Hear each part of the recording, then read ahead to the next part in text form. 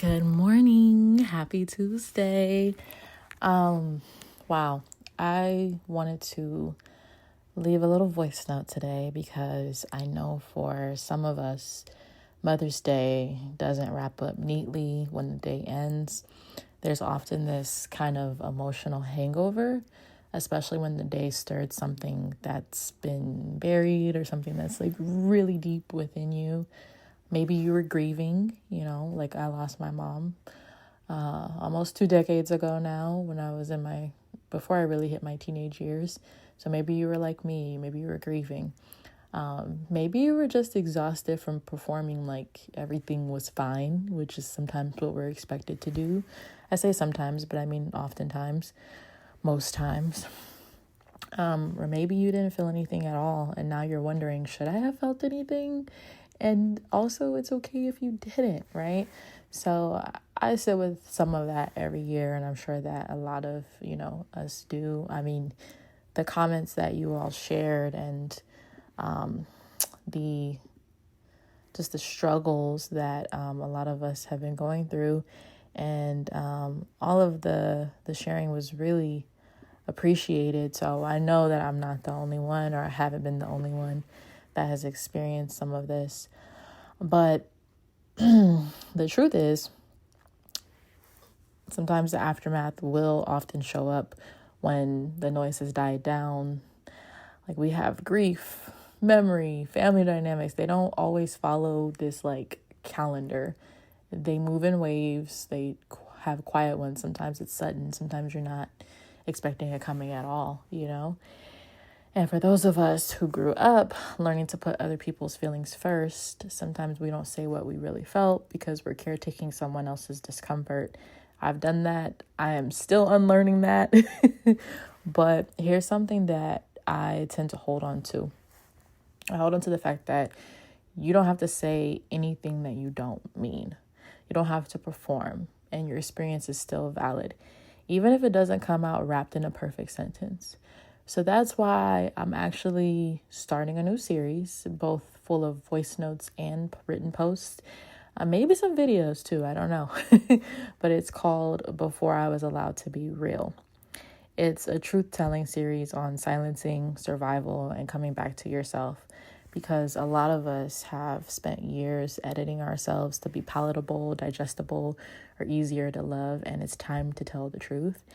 And when I think about some of these situations that we've just forced ourselves to be in, to be appeasing, to be more lovable, or to keep the family peace or the dynamic of the situation peaceful, like, it weighs on us. And I feel like that can often also dampen our intuition when it comes to, knowing when to stand up for ourselves, knowing when to speak up, knowing what actually feels right for us, because we never really prioritize what feels right for us, right?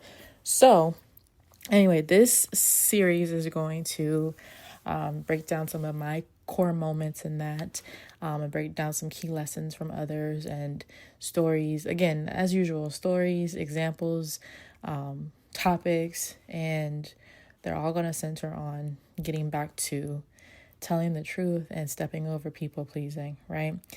And that brings me to this Scorpio Flower Moon. The energy of the week, of this time is deep, it's real, and it's not just about moving on. It's about making space by doing the deeper inner work, by not bypassing, not pretending, but being honest about what needs to end so something more aligned can begin. Because blooming ain't always pretty, y'all. It's not always soft or graceful. Sometimes it means we got to make a mess. Sometimes it's like telling the truth. Sometimes it's letting go of something that you've outgrown, digging up what's being ignored so that's what's meant for you can finally take root and have a foundation. So that's what this moon is asking of us. And that's why I actually made a full collective video message last night. It's up now for paid subscribers and also for free subscribers who want to redeem their one-time paid post that's for free. I've got that turned on and enabled this time for you. So make sure you go check it out. But in the full message, I'm talking about what it takes to manifest things that actually last and how we have to get clear on the kind of life we want. Are we asking for the microwave version, quick, convenient, but fleeting? Or are we calling in what's slow, what's nourishing, what's rooted and sustainable? Neither is wrong, but if you want what lasts, this is when the real work begins, right? You've got to be willing to dig up the weeds. You've got to tend to the roots.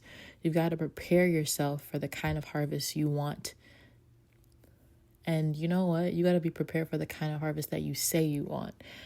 And I'm making a strong distinction here too, because like sometimes we want things and sometimes we say we want something else. Like, for instance, sometimes what I want is a little bit deeper than what I say I want, because I'm afraid of either maybe getting what I actually want, or maybe for it to actually succeed and sustain and be lasting and be better than I could have expected it. So we need to get really clear about what we want and then take the right actions towards what we want.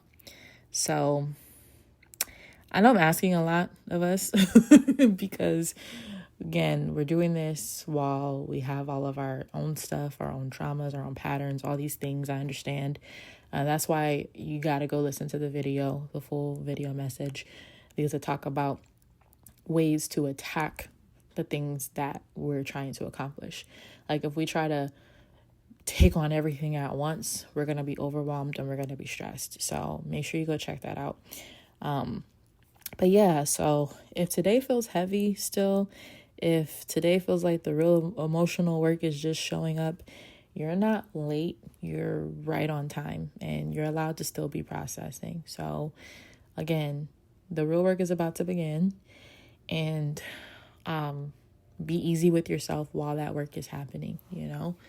And that inner critic that has, you know, kind of commandeered some of us and made us paralyzed and not able to move or take action, like, silence that. And the best way to silence that inner critic is to take action, or is to talk to it.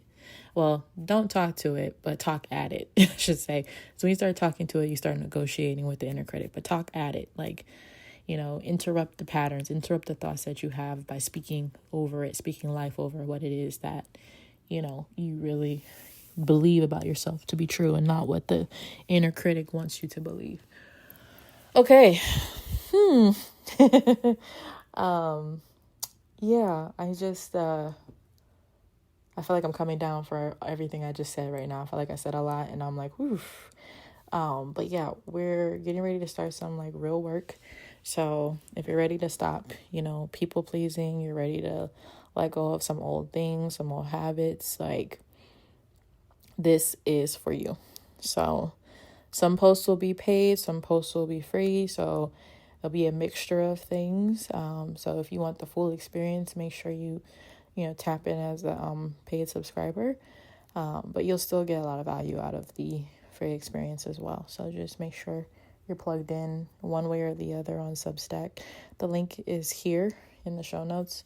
You should be able to click on our website and it'll take you right to where you could subscribe and get updates from us regularly directly into your inbox. So make sure you do that. And also, real quick, a little favor. I need you all to make sure you go like, subscribe to the podcast where you listen to the podcast at, and make sure you leave us a review, right? Because that's how more people get to hear about the mediocre Black woman and be a part of this community and this journey. So thank you for that. And I'm going to see you guys really soon. I'm not going to tell you when, because you know me, like, there might be more stuff that just comes up.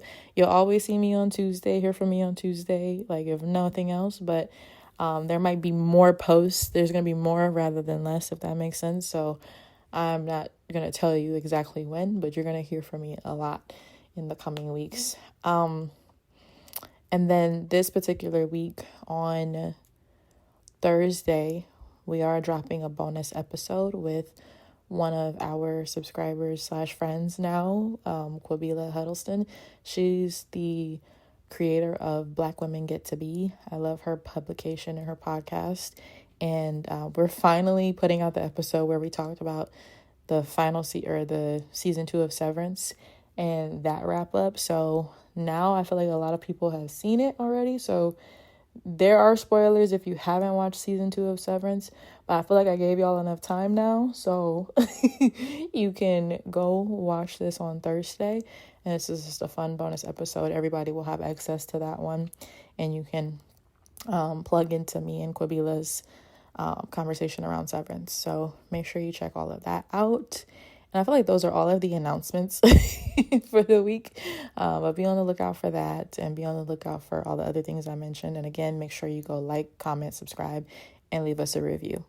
All right. Have a beautiful and wonderful day and rest of your week. And again, comment, talk to me, let me know what resonated with you. And you all know I talk back and I respond to all the comments. So I will catch you later.